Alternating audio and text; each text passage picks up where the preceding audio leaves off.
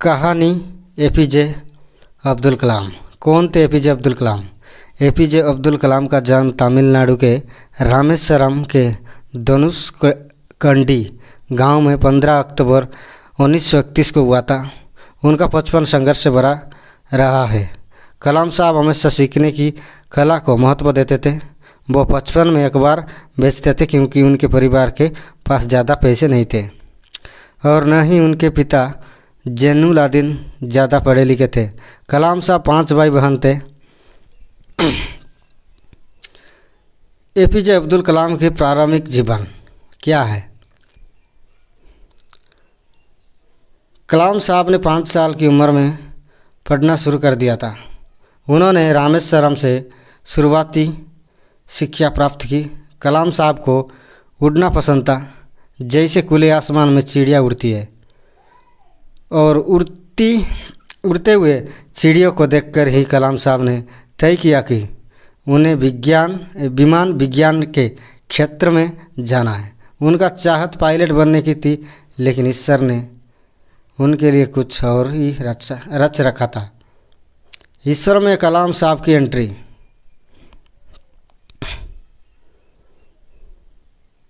APJ Abdul Kalam ने 1950 में Madras institute of technology से अंतरिक्ष विज्ञान में स्नातक की पढ़ाई पूरी की। स्नातक की पढ़ाई के बाद उन्होंने भारतीय रक्षा अनुसंधान एवं विकास संस्थान में प्रवेश लिया, जहां उन्होंने हाइड्रोक्राफ्ट परियोजना पर काम किया। इसके बाद 1962 में भारतीय अंतरिक्ष अनुसंधान संगठन में आए। इसरो में कलाम साहब ने सफलतापूर्वक कई उपग्रह प्रक्षेपण परियोजनाओं में अपनी भूमिका निभाई। एपीजे अब्दुल कलाम को क्यों कहा गया मिसाइल मैन? इसरो में एपीजे अब्दुल कलाम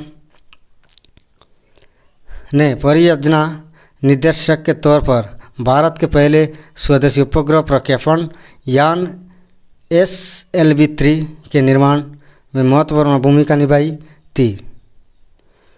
इस यान से भारत ने रोहिणी उपग्रह सफलतापूर्वक अंतरिक्ष में भेजा था। इस मिसाइल को बनाने में उन्होंने कड़ी मेहनत की थी, जिस वजह से उन्हें मिसाइल मैन कहा गया। इसके बाद कलाम साहब ने देश को कई सारे मिसाइल दिए।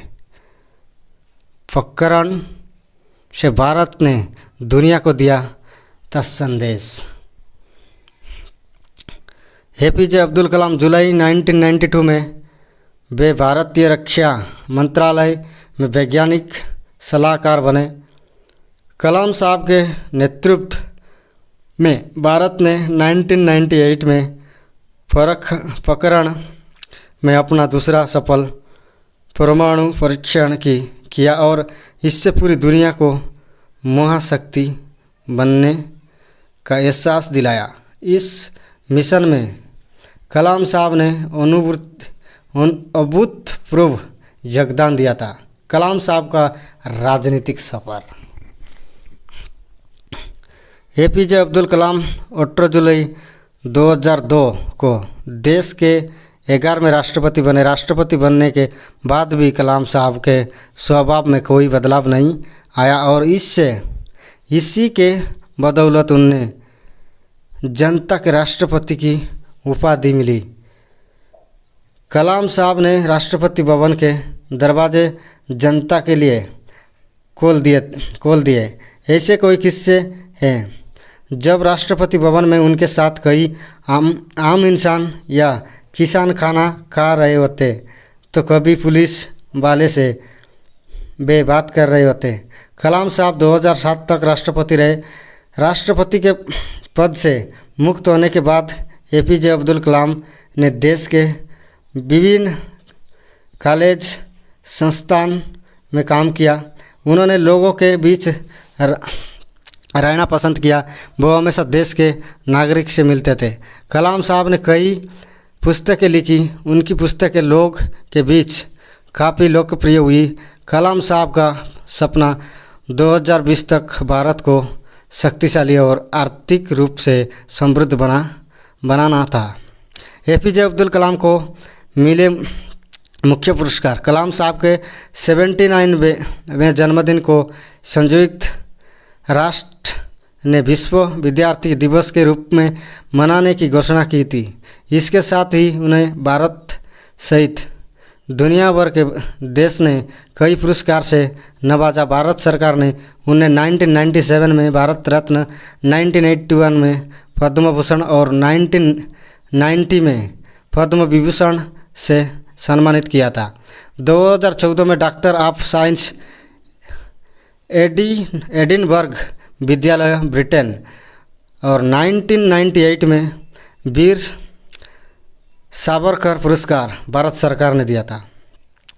1997 में भारत रत्न भारत सरकार ने दिया। 1990 में पद्म विभूषण भारत सरकार ने दिया था। 1981 में पद्म भूषण भारत सरकार ने ही दिया था।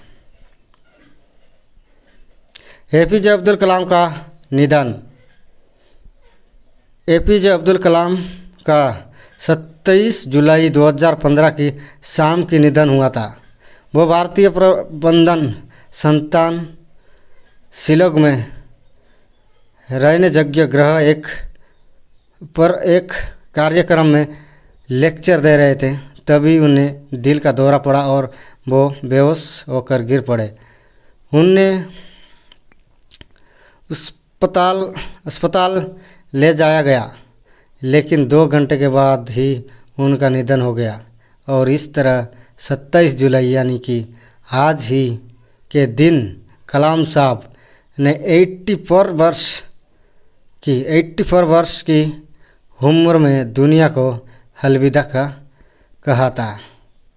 तो दोस्तों, आज की कहानी इतना ही था एपीजे अब्दुल कलाम साहब के।